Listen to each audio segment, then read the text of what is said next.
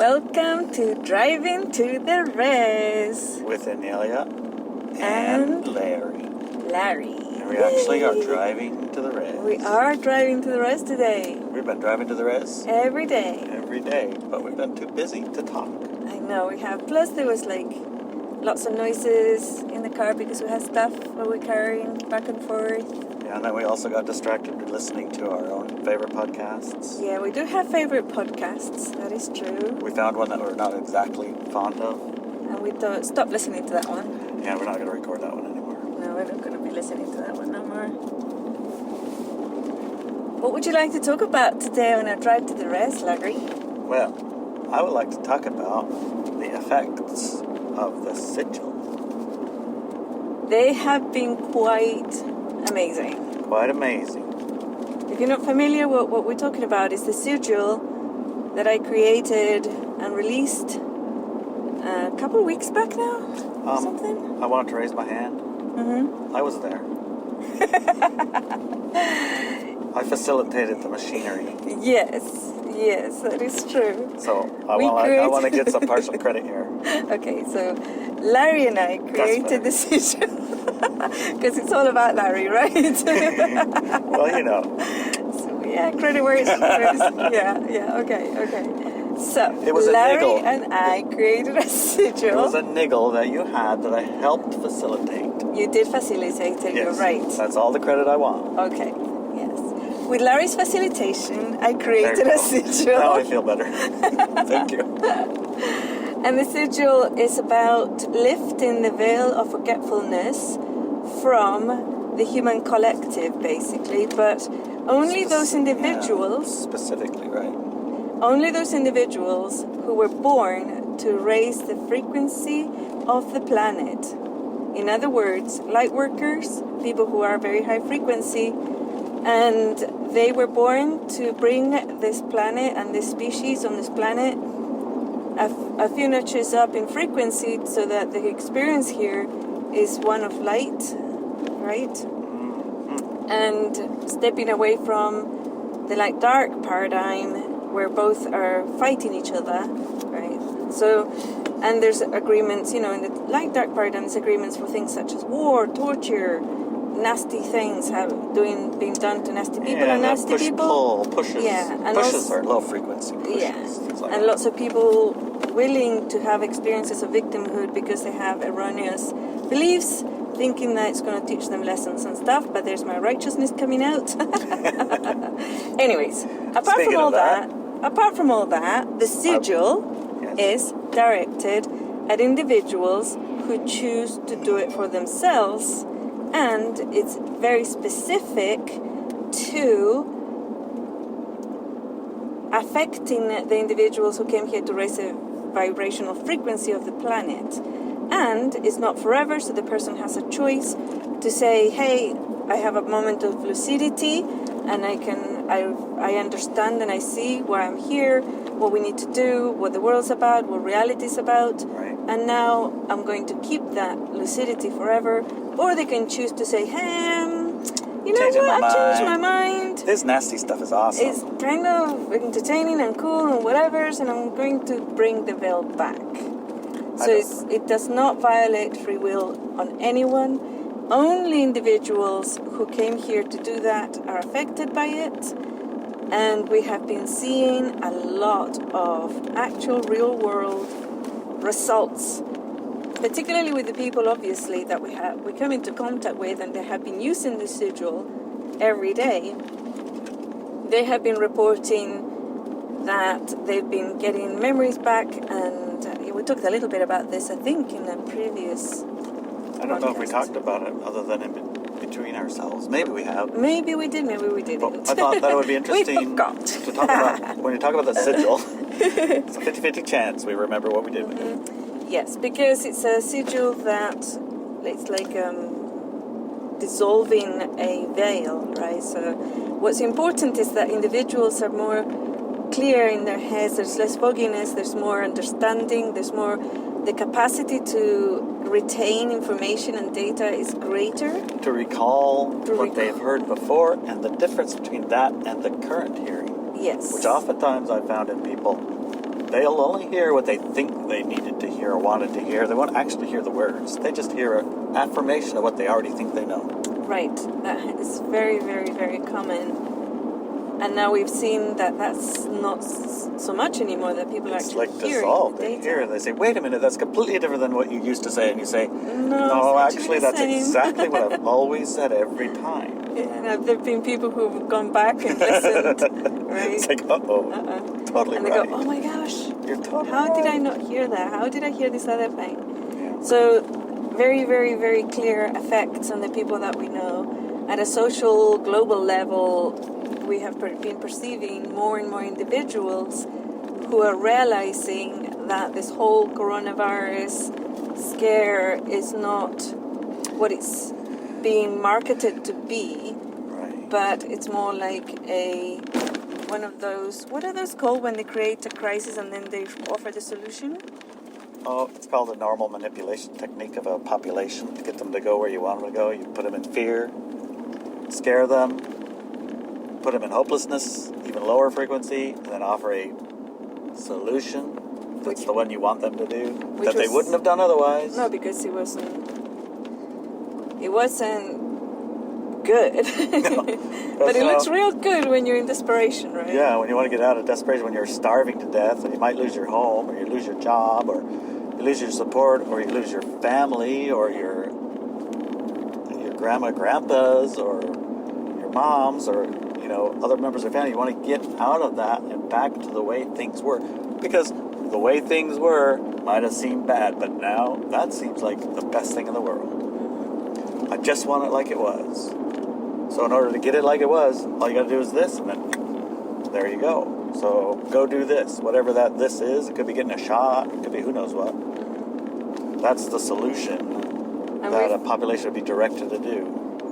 What's been surprising is that we've seen like hundreds of thousands of people, even probably millions of people, maybe billions of people out there who are saying, no, I don't think so. I don't actually believe this one, right?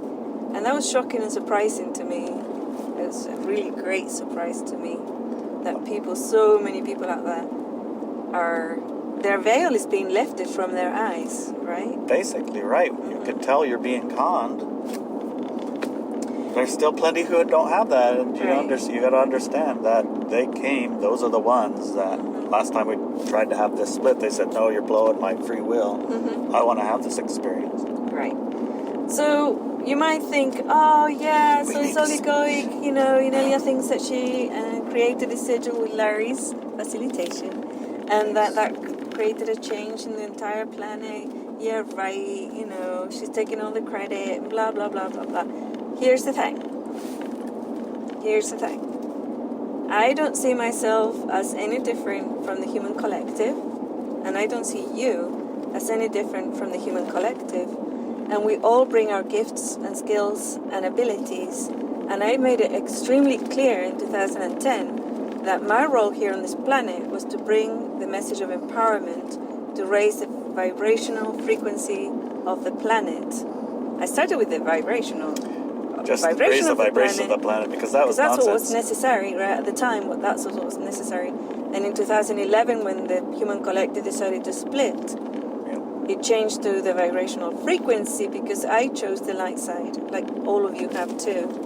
So understand that raising the vibration meant the dark and the light were all louder, amplified, so that makes it more visible, right? Right, because in my opinion, at the time, I thought, when everything becomes really, really loud, people will see that the dark games are so nasty and not resonant, because they're not invisible anymore, you can see them, that they're going to obviously choose to remove them and to stop them, those games, right? Those experiences. But a different thing happened, right?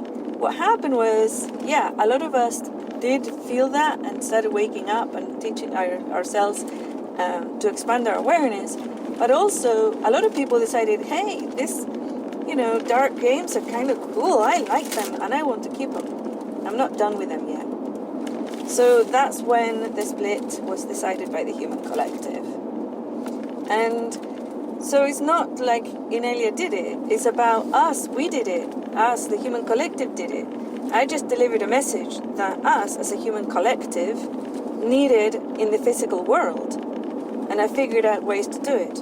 And I'm 100% sure that other people around the planet have been doing the same thing, right? In their way, right? In their way. And you maybe have been doing the same thing in your way. But it's all orchestrated, so all the dots can come together, and then the overall effect is massive. And these sigils are part of the human collective, and they're very, very powerful. And this sigil has spread all over the world. It's all over the world. And if you want to spread it in your neighborhood, with your people, with your families, go ahead, and we're going to put a link here on the podcast description. You can also go to my website, ineliabenz.com, and download the sigil there. It's on the front page. If you scroll down a bit, I think you're going to find it.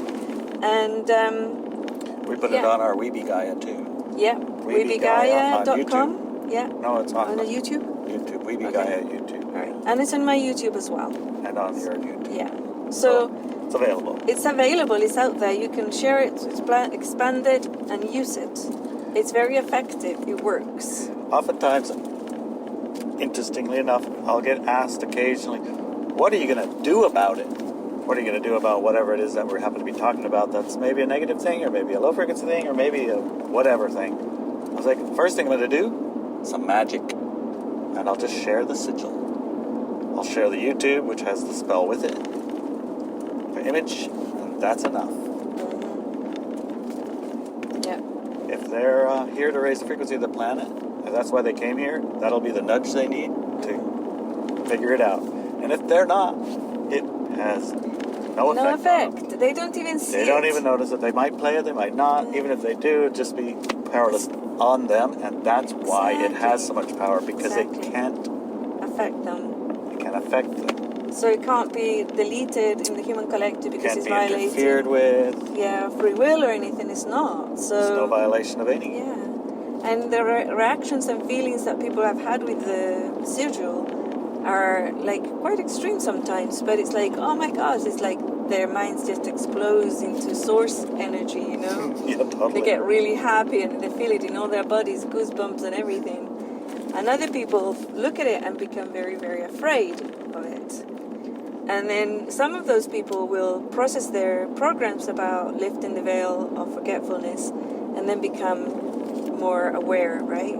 Right, my experience. Remember, I held it at arm's length for a while. Didn't really want to integrate it completely, because I wanted to maintain a little bit of this surprise, a little bit of this, hold myself back, a little bit of this, don't be interested in other things. There were some programs we're running now, for sure.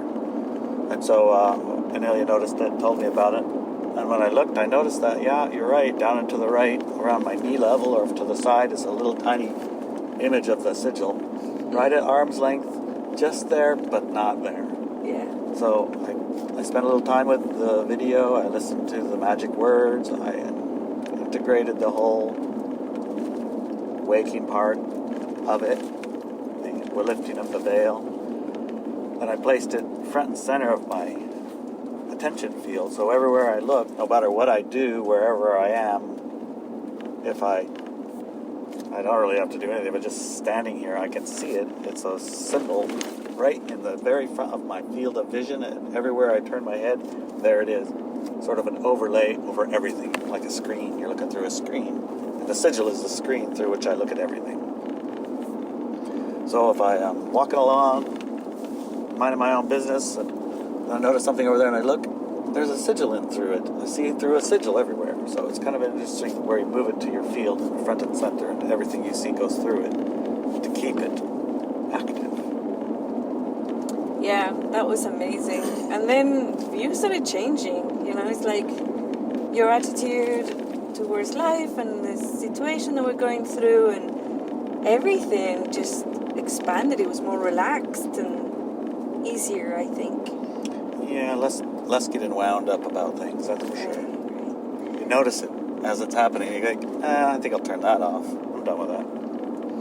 Yeah, and I wanted to share some of the things that specifically, one of the members at walkwithmenow.com, which is the forum where I hang out, the social group that I like to be with and share with and expand awareness with.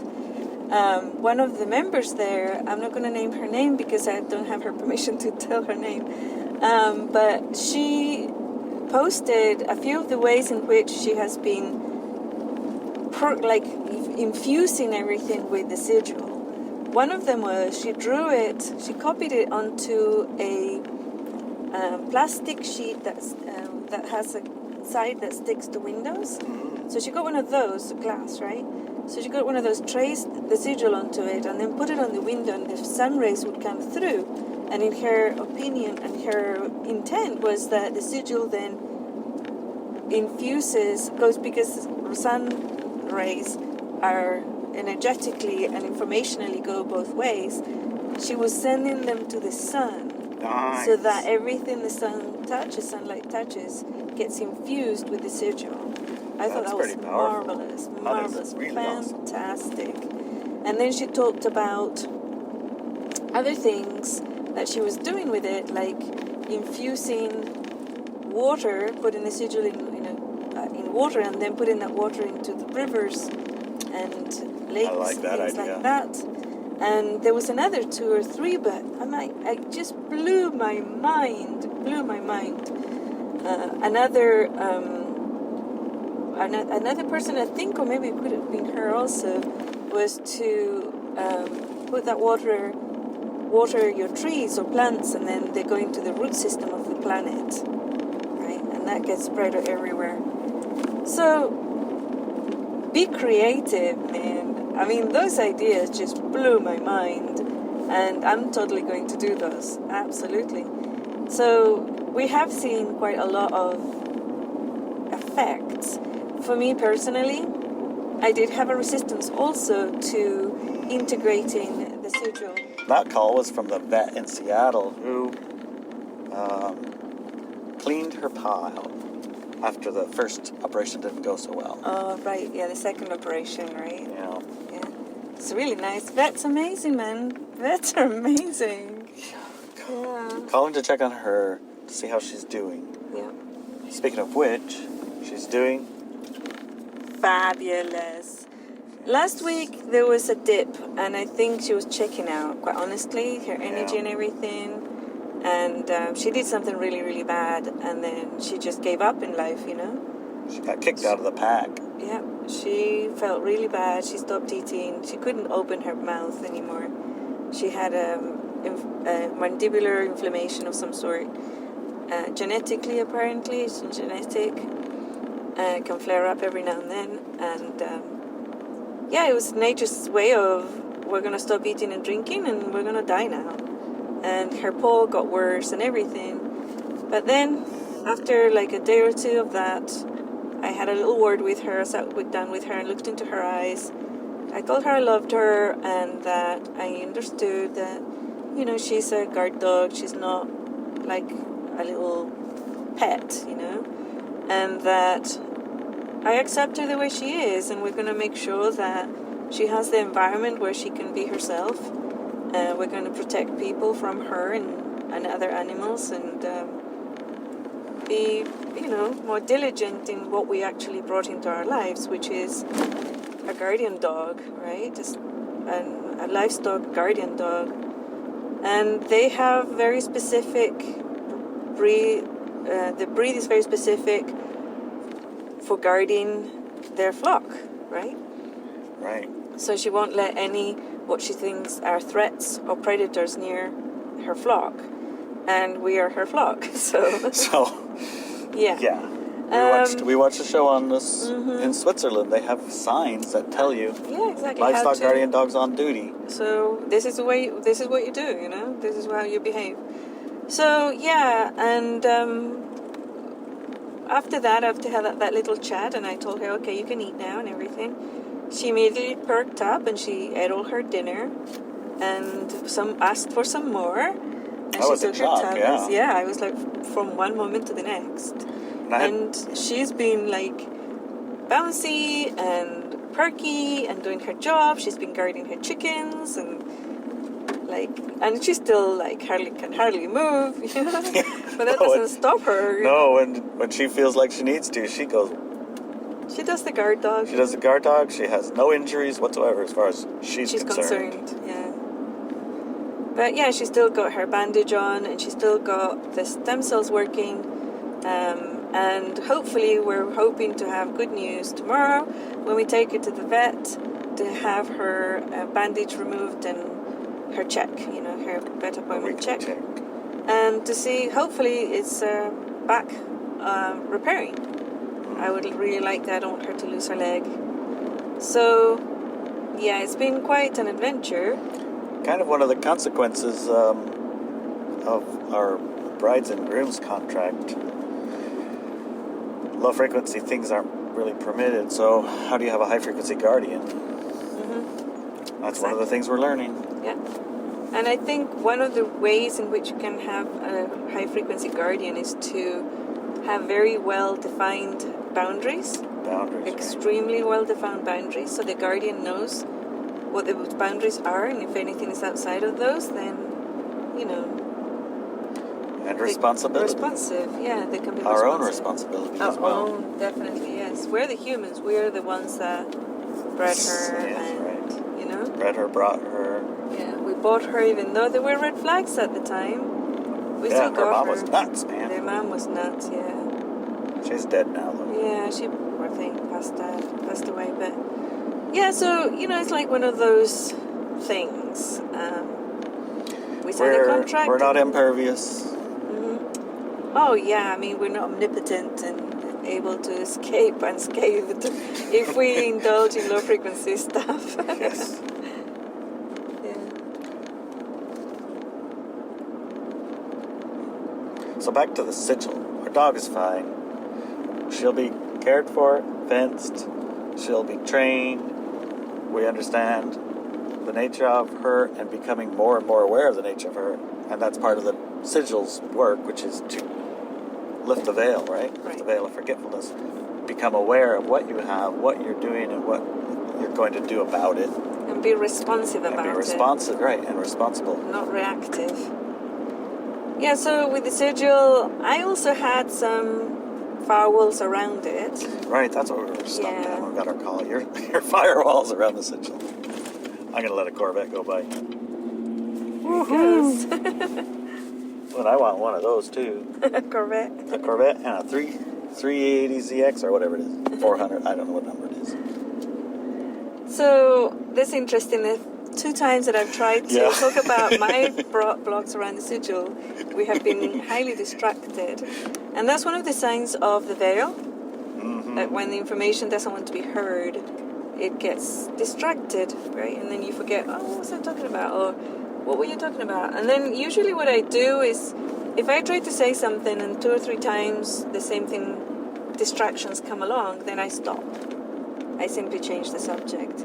Because it means that the human collective, or the people around that I'm talking to or with, are not ready for that information. So I just stop. Okay, so we'll write that one down for later. Well, it's only been twice. Okay, we got one more go. One more go. Okay, here goes. So I had firewalls around integrating the sigil myself. And what I did was to process those firewalls. So what did it come along like? A firewall comes with words, sentences, it's very clear words. And it said, I don't want the veil to lift. That's what the words said in me. So I found them. Okay, where are you in my physical body, my energy body, my mental body, egoic body, and all those? And I found them. Okay, I found them, and then allowed them to exist. And I followed the energy line to see when they were placed there. And it was my physical body, elemental, and the emotional body. They were the ones who had placed this firewall because even though at a soul level, at an awareness point level, I'm very capable and able to see past, present, and future. And I can function within life even though those are there. At an emotional, physical level, point of view, it's extremely stressful, right? It's like dreading, right? Over-dreading, over-excitement. And just to stop that dread, the veil became very thick. I integrated it when I was 14. Before that, I didn't have it. But at 14, I integrated the veil, and it was really, really thick, and it provided like breathing space, and all that dread from my physical body and energy body just dropped away, which was very, very pleasant. And for years I was trying to figure out what it was that I had agreed to put the veil in place, and thought, whoa, some nasty things must have happened, you know? I remember us looking at that. Yeah, so we went back, did some regression therapy, and yes, sure enough, lots of nasty stuff had happened, but none of that remembrance or awareness lifted the veil, so it wasn't what had put it there in the first place. So I let it rest, I let it stay there for a while, and then it just came back when I was doing that. It was like that firewall was literally, I don't want to know because it's too stressful for my physical and emotional bodies. Even my mental body would go spinning, you know. And I didn't have any good, strong tools at the time to deal with strong emotions or dread or fears and stuff when I was 14, so that's why I implemented the veil. Obviously now I do. And the strongest exercise, of course, is the fear processing exercise. So the other day in our monthly call for Walk With Me Now, it was the book club, I think. Book club, yeah, it was during the book club. We have a book club at Walk With Me Now, and we have weekly live calls on that on Zoom. They're fabulous, fantastic. I would highly recommend to join Walk With Me Now just for the book club, man. Yeah, we try to keep it to the book, but occasionally we get off track a tiny bit. But it's related. But it actually wasn't off track. It was highly related. And they were talking about removing programs, because in the latest book that we're reading is the interview with the psychic assassin, and she talks about how she thought she had removed all of the programs, the controlling programs that had been infused in her to control her abilities and skills and all that type of stuff. But she realized she hadn't removed them all, and she was a little bit frustrated. So somebody was saying, oh, well, you know, removing programs and this and the other. And then we started talking about those things. Right. And the lady said, well, I'm so, you know, I can't remember the exact words, but it was something like, I'm impressed that you don't have any fears. Right. Like, you have no fear of anything. You're not afraid of anything. And then Larry said, actually, you know, the fear processing exercise came in not because Inelia didn't have fears, right? It was the exact opposite. It was because she had fears that it came through. Do you want to talk about that? Yeah, they were completely debilitating to the degree that you're practically unable to continue existing. Right, so it was... which doesn't seem like what you think. But the reason it came to be was because of that. Right. Because she couldn't move forward, she had to handle it in some fashion. And when she figured out how to handle it, it was like, I'm going to write it down. I'm going to write this down and share it, because it was so effective. Powerful. To move from paralyzed in bed, unable to move, to what she's doing now. Yeah. That's a dramatic change. Yeah. Which isn't to say being paralyzed in bed, filled with terror, is the right way to go about learning how to make a processing exercise. No, it was just coincidental. It's coincidental. Right. And it also is from the fact that I'm always looking under the hood, and one of my superpowers is to figure things out and create very easy to use tools to use in life to improve our lives and to raise our frequency, right? So that's one of my superpowers, and it goes hand in hand with the situation I was in. Right. So that's why I observed it, I looked at it, I saw what happened, and then I figured it out, and then I made it into a formula, because it was looking, observing, and looking under the hood. How does this work? So yeah, don't think that you have to suffer or have fears and stuff to create beautiful things. Right. You don't. You do not. I've created lots of other tools that are not related to low frequency energies at all. Completely agree. Most of those came as a consequence of processing all that fear. I wouldn't say that's quite accurate. Well, subsequent to? After that was handled? Well, no, not really, because I had actually used other tools and have been creating tools my entire life. But I hadn't thought about that one because, quite honestly, being afraid or not being afraid didn't actually do anything for me, right? It didn't just stop always me. there? Yeah, so I grew up and I thought it was normal that you wake up in the morning, first thing in the morning, and your body is petrified and terrified and it can't move, right? Petrifying fear. It's like a fear so strong that you cannot move. How did that come about? Because of physical abuse from before I even was born, right? Right. That's So true. that was my normal. I didn't know there was any different. I thought everybody woke up in that state, right? So I suppose we can go into it and talk about it, what happened. Yeah, that's pretty extreme. Yeah, so my physical body and myself have been fought against since I was born, and Since many before light work. that? Yeah, since before I was born, and a lot of light beings, light workers, have had that experience, and they will translate it in all sorts of ways. Most of them think, "Oh, this is what made me a good person," but you came in a good person, and that all that has done, all that fear and pain and suffering, is disability. You make you less, Make right? you less able, less capable. Less able, yeah. And much more distracted. And we started this conversation with distraction. Exactly, yeah. So, what happened was, before I was born, my mom tried to abort me 3 times. Probably 4, but the fourth one was late. And it didn't work. So... You still have the scars? I do. I have scars all over my body from it. From the needle that they used to poke the baby inside the womb. So, anyways, and I was born with a broken heart, a damaged heart. Damaged heart. Yeah. Yes, and liver. Liver shot completely because one of the methods they tried to use was a bath made of vodka. All vodka. And drinking vodka until the mom passes out. So alcohol poisoning to try and abort.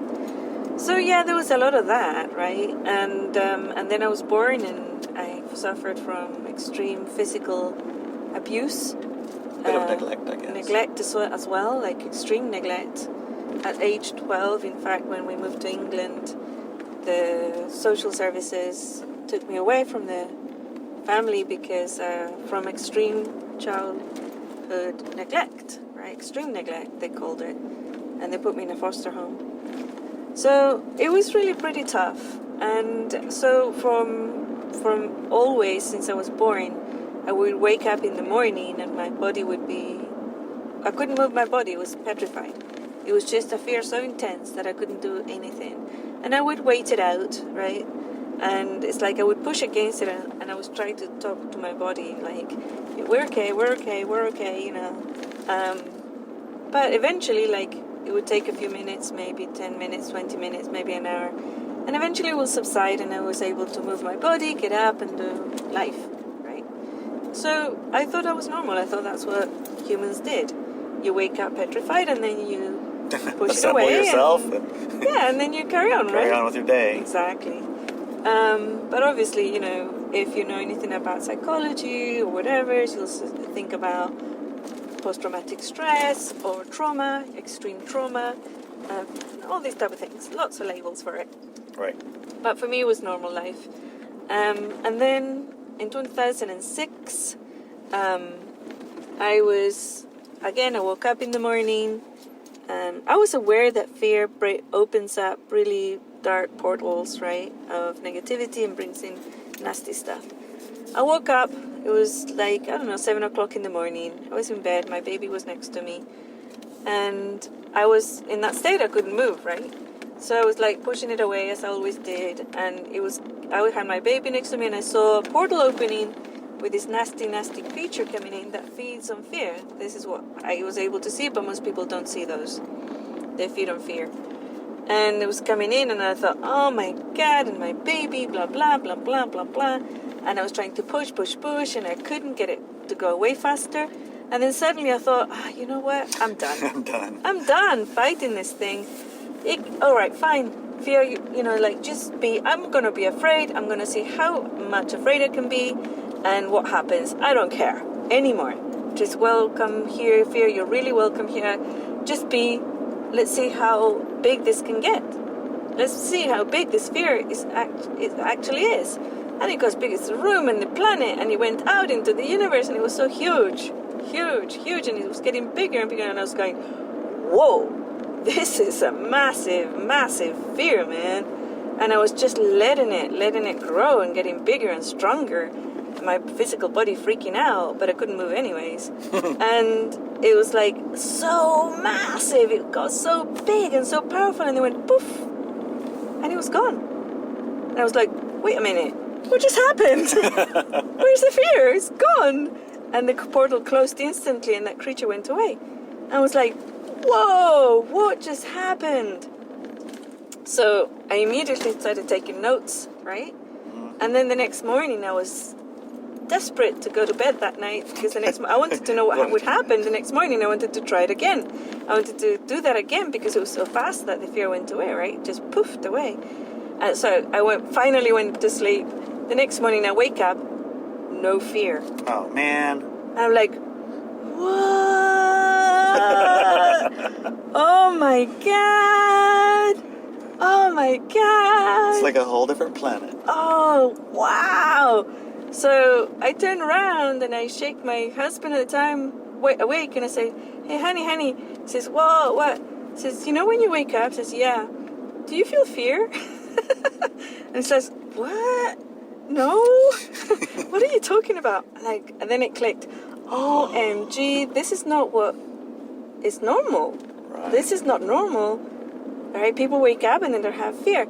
And then later in the day, I contacted my brother, my sister, and other people, and, asking them, when you wake up, do you feel fear? No. Yeah, a little bit stressed sometimes. We're going to think about the day. Is that what you mean? No, that's not what I mean. So I realized, okay, this is what it is. So I wrote it down, and I started sharing it with people, right? So if you feel afraid, this is what you do. If fear is paralyzing you, this is what you do. If you make any decisions from a fear place, they're going to go wrong for you. That's going to go wrong really, really badly. Fear, it's the lowest frequency. So I started looking at it, and seeing where it fitted into our collective. And I started seeing all the patterns and why it's so broad and shared everywhere and propagated and fed and and then, so there was a lot of information, and that's why the fear processing exercise is available in my website for free. The whole text is there. You can use it. The first thing that I did during this pandemic crisis, social designed oppression tool for the masses came out was to release the fear processing exercise in my newsletter for everybody to use, right? Because I know that this is what brings the planet down. But the tools that I create, expansion of awareness and all these other things, they're not related to fear. But if something's stopping you because of your fear, most definitely is the very basic, the very first thing that I teach people to do. First of all, deal with your fears, and then we'll go on and use other things that will help you do other things. Right. You don't want to be carrying your fear into your expanded awareness realms. Nope. No point. We don't want to do that. I think we're on the res.